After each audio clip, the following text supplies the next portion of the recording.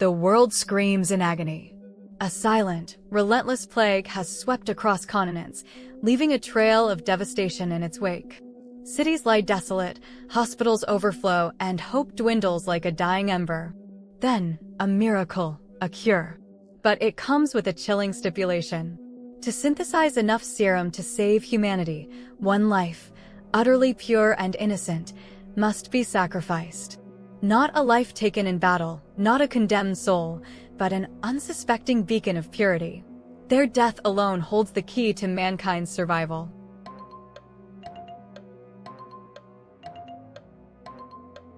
Can the survival of humanity truly justify the murder of innocents? Is a single life truly less valuable when billions hang in the balance? Who dares to play God with such a horrific ledger? 10, 9, 8, 7, 6, 5, 4, 3, 2, 1. This is the ultimate test of utilitarianism against deontology.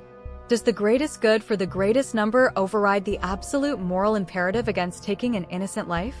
The psychological toll of making such a choice would haunt a soul forever, blurring the lines between savior and monster. The very act of choosing implies an ownership over life itself, a power few could wield without succumbing to madness. And what does it say about humanity if its salvation can only be purchased with such a dark currency? He is revered, a titan among men. His face adorns monuments, his words inspire millions. Under his benevolent guidance, the world has known an unprecedented era of peace and prosperity. But you, through a twist of fate, stumble upon a hidden truth, irrefutable evidence of a heinous, monstrous crime he committed long ago. A crime that, if exposed, would not just tarnish his legacy, but obliterate the fragile trust holding society together, plunging the world back into chaos and bloodshed.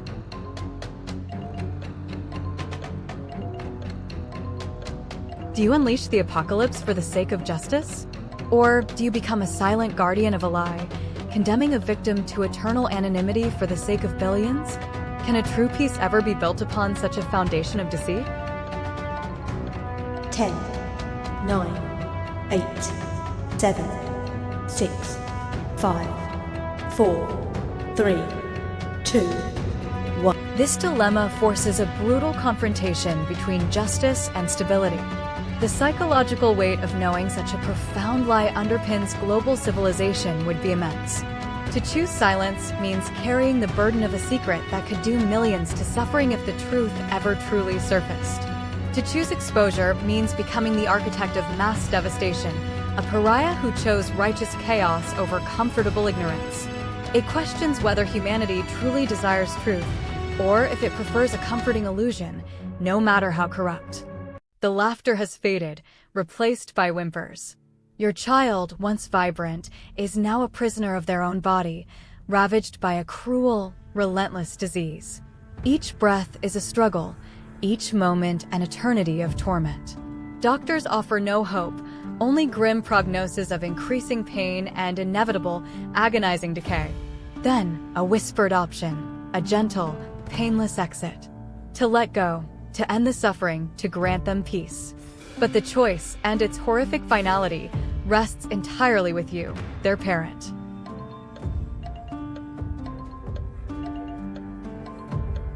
Is true love letting go, or clinging to every last painful second?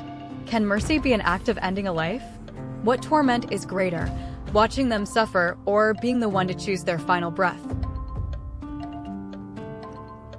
10, 9, 8, 7, 6, 5, 4, 3, 2, 1. This is a deeply personal and psychologically devastating choice. It challenges the fundamental instinct of a parent to protect their child, forcing them into a role of executioner, however merciful. The dilemma explores the very definition of quality of life and the boundaries of human intervention in the face of inevitable suffering.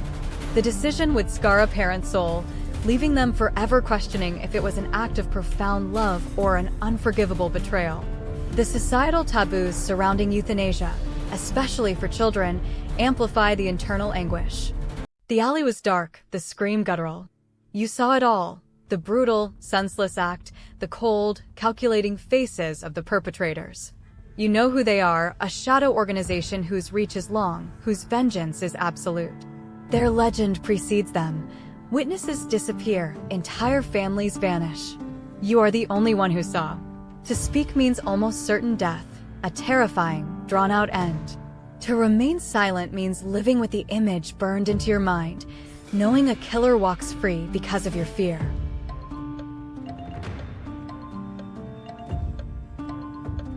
Can a just society exist when its citizens are forced to choose between their life and justice? What is the true cost of silence? Can you truly live with yourself, knowing what you saw and did nothing? 10, 9, 8, 7, 6, 5, 4, 3, 2, 1. This dilemma pits self-preservation against moral courage and civic duty. Psychologically, the survivor's guilt would be immense, a silent scream within. The act of witnessing such horror already leaves a scar, but choosing inaction could fester into a deep psychological wound. It explores the breakdown of societal trust when fear supersedes justice, creating a chilling world where the powerful dictate morality. The fear of reprisal isn't just physical, it's the psychological terror of a constant, lurking threat, forever looking over your shoulder. The portal hums, a gateway to a past you could reshape. Imagine, millions of lives saved, centuries of suffering averted, a more perfect world emerging from the ashes of what once was. The power is yours, within reach. But the machine has a cruel design. It's a one-way trip, a complete rewrite. Prevent that war, stop that plague, and your present self, your family, your friends, every memory, every experience, they will simply cease to exist. You would be a ghost, a sacrifice to a better timeline you'd never inhabit.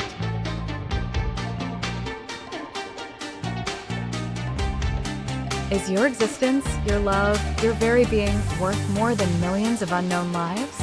Can you choose to simply vanish, along with everyone you hold dear, for a world you'll never know? What is the true meaning of self in the face of such a cosmic choice?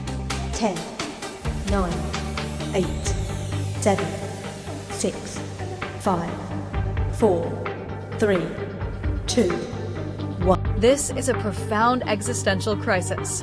It challenges the very concept of self, identity, and the value of personal existence against the collective good. The psychological pressure comes from contemplating your own non-existence and, worse, the non-existence of everyone you cherish. It forces a person to weigh the tangible warmth of their current life against an abstract, improved future. The bootstrap paradox looms, questioning if the person making the choice even truly exists if their past is rewritten. It's a choice between cosmic altruism and deeply personal, selfish survival.